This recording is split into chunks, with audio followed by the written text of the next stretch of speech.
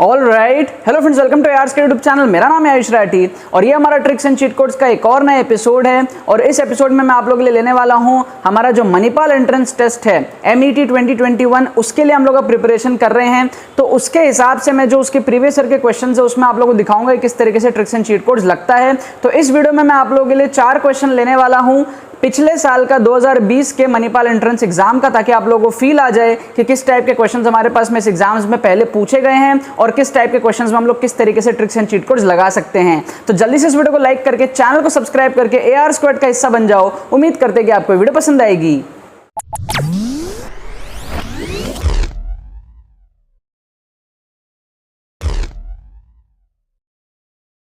तो देखो यार, यहाँ पर मैंने आपके सामने 4 क्वेश्चन ले लिए हैं मणिपाल 2020 के।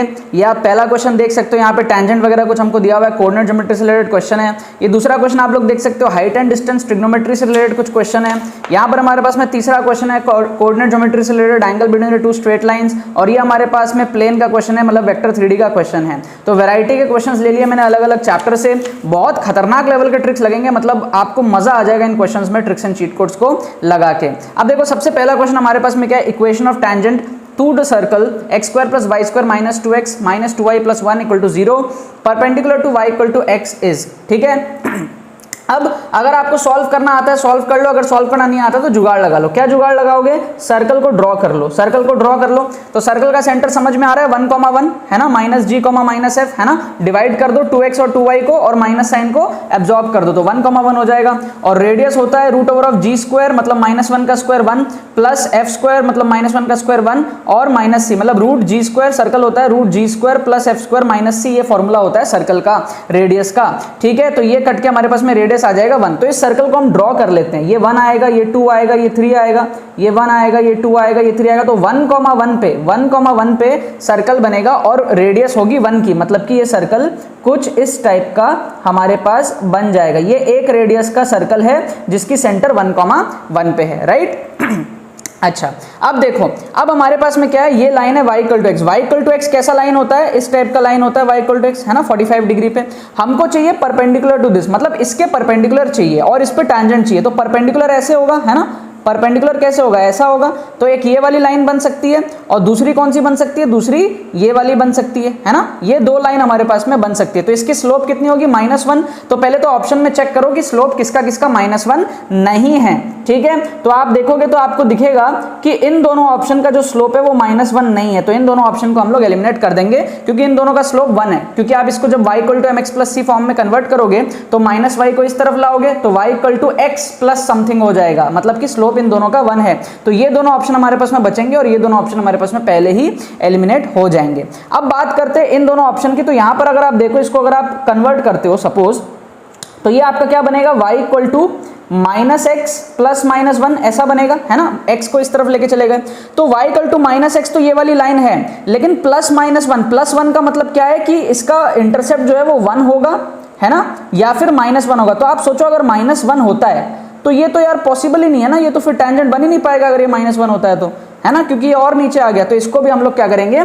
एलिमिनेट कर देंगे। अब इसको चेक कर लेते हैं 2 ± √2 को। तो 2 ± इसको भी कन्वर्ट करो पहले, तो ये हमारे पास में आएगा y = -x + 2 ± √2। अब 2 ± √2 की वैल्यू देखो तो 2 + 1.4 और 2 - 1.4। तो 2 + 1.4 होता है 3.4 समथिंग और 2 - 1.4 हमारे पास में होगा 0.6 समथिंग। अब देखो ध्यान से, 0.6 समथिंग यहां पर आएगा, है ना, यहां पर आएगा, और 3.4 समथिंग 1 2 3 कुछ यहां पर आएगा, है ना। तो क्या आपको फील आ रहा है ये दोनों लाइन हमारे पास में टैंजेंट बनते हुए? बिल्कुल फील आ रहा है। सबसे बढ़िया फील इसी में तो आ रहा है ना, बाकी किसी ऑप्शन में फील नहीं आया था।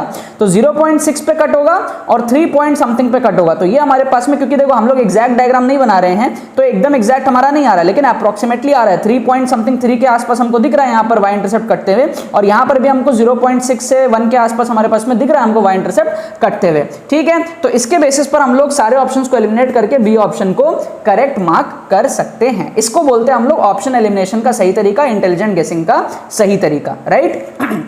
अब इस क्वेश्चन को देखते हैं, आपको बहुत ज्यादा मजा आएगा। हमको कह रहा है man is standing on a horizontal plane, the angle of elevation of the top of the pole is alpha, if he walks a distance double the height of the pole then the elevation of the pole is 2 alpha, the value of alpha is, right.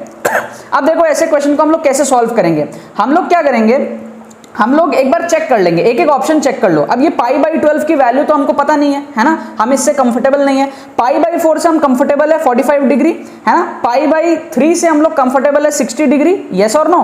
Pi by 6 से हम लोग comfortable है 30 degree, yes right. अच्छा, अगर 45 degree होता, suppose अगर 45 degree होता तो tan 45 की वैल्यू 1 होती है, ये भी हमको पता है। तो हमारा एंगल कैसा बनता, 1 और 1, मतलब कि इसको 1 लेंगे तो इसको भी 1 लेना पड़ेगा, तब ये 45 डिग्री बनेगा। क्या ये बात आपको समझ में आई? क्योंकि tan थीटा 1 होता है, कब होता है, 45 डिग्री पे होता है। और tan थीटा क्या होता है, परपेंडिकुलर बाई बेस, तो परपेंडिकुलर और बेस का रेशियो सेम आना चाहिए, राइट। अब क्वेश्चन में हमको बोला है कि वो कितना डिस्टेंस मूव किया, डबल द हाइट, मतलब कि हाइट है 1 और ये डबल मूव किया, तो डबल मूव करने के पहले ही तो दीवार आ जाएगा, समझ रहे हो आप लोग, समझ रहे हो आप लोग, मतलब क्रॉस कर जाएगा उसको, उस पोल को ही क्रॉस कर जाएगा। क्या ये बात आपको समझ में आई? ठीक है, तो हाई चांसेस है कि ये वाला ऑप्शन हमारा सही नहीं होगा, अनटिल एंड अनलेस हम लोग को वो कॉन्सेप्ट बोला जाए कि हाँ ये इस साइड जाके एंगल देखो, समझ रहे हो, मतलब ये इस साइड चला गया और इस साइड के एंगल से, इस साइड से पोल का एंगल देख लिया, समझ रहे हो। ये चीज एक मैक्सिमम चीज है जो हो सकती है, ठीक है, बट इसके चांसेस बहुत कम है। और अगर ये इस तरफ चला भी जाएगा तो ये डबल जाएगा, मतलब 1 और यहां तक जाएगा, तो वापस से इसका एंगल 45 डिग्री ही रहेगा, डबल एंगल नहीं होगा, क्योंकि एंगल हमारा डबल हो रहा है, राइट। इस तरफ भी चला गया तो भी 45 ही रहेगा। अब देखो 60 डिग्री के लिए, ये 60 डिग्री है, इसके लिए देखो tan 60 का वैल्यू कितना होता है, √3, है ना। अब मान लो 60 डिग्री है, 60 डिग्री का मतलब है √3, मतलब कि हाइट की वैल्यू √3 है, √3 है और बेस की वैल्यू 1 है। √3 का वैल्यू होता है 1.7। अब हमको क्या बोल रहा है, हमको बोल रहा है कि भाई डबल द हाइट जितना डिस्टेंस वो जाएगा, हाइट है √3, जाएगा कितना 2√3, तो वापस से क्रॉस कर गया, तो ये वाला ऑप्शन को भी हम लोग एलिमिनेट कर सकते हैं, समझ गए। और अगर इसको क्रॉस करने वाला फंडा को भी अप्लाई करें तो ये 1.7 का डबल, समझ रहे हो, मतलब कि 3.4 चला जाएगा, मतलब 1 तो इधर है ही सही और 2.4 और चला जाएगा, तो ये एंगल उल्टा छोटा ही हो रहा है, बड़ा नहीं हो रहा है। ये एंगल यहां से कंपैरेटिवली यहां छोटा ही हो गया, समझ गए आप, फंडा को समझ गए क्या कर रहे हैं हम लोग। अच्छा, पाई बाई 6 को देख लो, पाई बाई 6 मतलब 30 डिग्री, 30 डिग्री मतलब tan 30 की वैल्यू होती है 1/√3, 1/√3 मतलब परपेंडिकुलर होगा 1 और बेस होगा √3, समझ गए आप बात। तो परपेंडिकुलर होगा 1 और बेस होगा हमारे पास में √3, ठीक है। अब ये हमारे पास में एंगल जो बनेगा ये हमारे पास में 30 डिग्री का बनेगा। अब हमको डबल द डिस्टेंस कितना, डबल द हाइट कितना है 1, डिस्टेंस कितना है 2। अब ये बेस वैल्यू 1.7 है, तो हमको 2 में जाना है, 2 में मतलब कि 1.7 के बाद में 0.3 और जाना है इधर, है ना। वैसे तो देखो ये समझ में आ ही रहा है आपको कि ये वाला भी एलिमिनेट हो जाएगा, एक ही ऑप्शन बचेगा, इतना आपको समझ में आ रहा है। लेकिन फिर भी अगर इस तरफ भी लेके जाना चाहते हो तो आप देखोगे 0.3 अगर इधर जाएगा ना तो एंगल कुछ ज्यादा ही बड़ा बनेगा, मतलब डबल नहीं आएगा, समझ रहे हो आप। यहाँ पे देखो आपका 30 डिग्री था, इस तरीके से आपका ये 30 डिग्री था, ठीक है, ये 1 है और ये 1.7 है। अगर 0.3 इस तरफ, डबल इस तरफ आ गया, 1 का डबल 2, मतलब कि 0.3 इधर पहुंच गया, है ना, यहां से 1.7 और 0.3, तो वो एंगल आपका कुछ ज्यादा ही बड़ा बनेगा, 60 से भी बड़ा बनेगा। फील आ रहा है आपको, 0.3 बहुत छोटा है तो वो एंगल बहुत बड़ा बन जाएगा, ठीक है, मतलब कि डबल नहीं हो रहा। सबसे बेस्ट ऑप्शन आपका पता है पाई बाई 12 भी आएगा। पाई बाई 12 में देखो फंडा क्या है, पाई बाई 12 मतलब 180/12, आप लोग सॉल्व करके देख लेना कितना आ रहा है, हमारे पास में शायद 15 डिग्रीज के आसपास आ जाएगा। अब फंडा क्या है, अगर ये एंगल बहुत छोटा है ना, ये इस तरीके से एंगल है, ठीक है, तो ये हमारे पास में इस तरीके से होगा।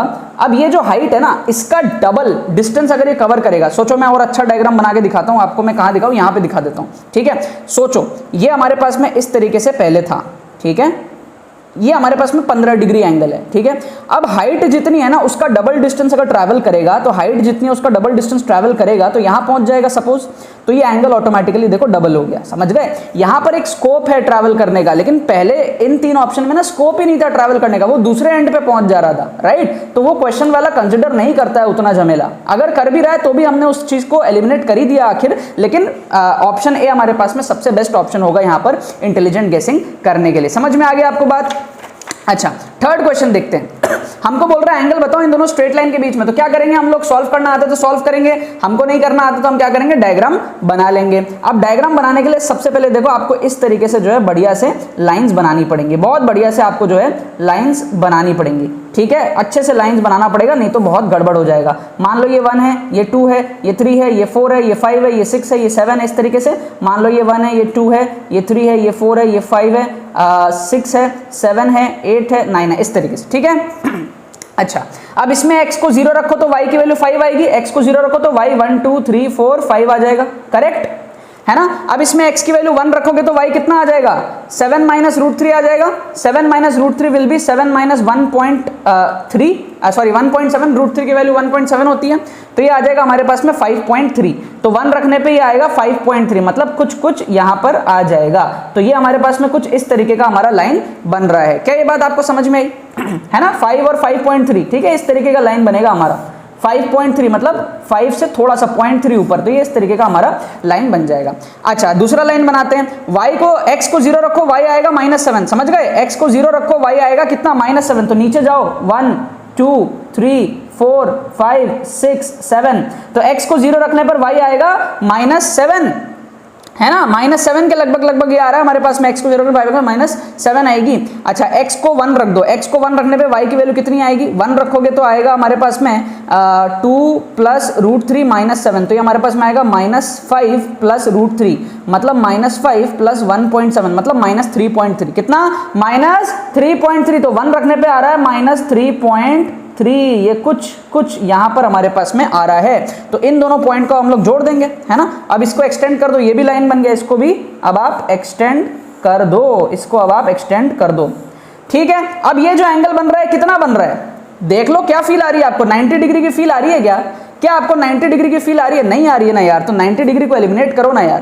क्या आपको 30 डिग्री जितनी छोटी फील आ रही है, नहीं आ रही है ना यार, तो 30 डिग्री को भी एलिमिनेट करो ना यार। 60 डिग्री और 45 डिग्री में बेटर फील क्या आ रहा है, 45 का बेटर फील आ रहा है या 60 का बेटर फील आ रहा है, जिसका भी बेटर फील आएगा वो डिपेंड करेगा आपके डायग्राम आपने कितना अच्छा बनाया है उस पे। मेरे डायग्राम के अकॉर्डिंग मेरे को 60 की ज्यादा फील आ रही है, जब मैंने क्वेश्चन लिया था उसके पहले भी मैंने करके देखा था, है ना। 45 से 60 के बीच में, अब वो डिपेंड करता है कितना आप लोग जो है अच्छे से डायग्राम बना सकते हो, लेकिन 60 की ज्यादा आपकी फील आ रही है इस क्वेश्चन में, तो हम 60 के साथ जाएंगे और हमारा वो चीज सही हो जाएगा। लेकिन हमने दो ऑप्शन को तो एकदम गारंटी से एलिमिनेट कर दिया। 60-45 में बहुत सारे बच्चों को कंफ्यूजन हो सकता है, डिपेंडिंग ऑन द कि वो डायग्राम कितना अच्छे से बना पाते हैं, राइट। लास्ट क्वेश्चन को देखते हैं। लास्ट क्वेश्चन को कह रहा है equation of a plane passing through this and perpendicular to this.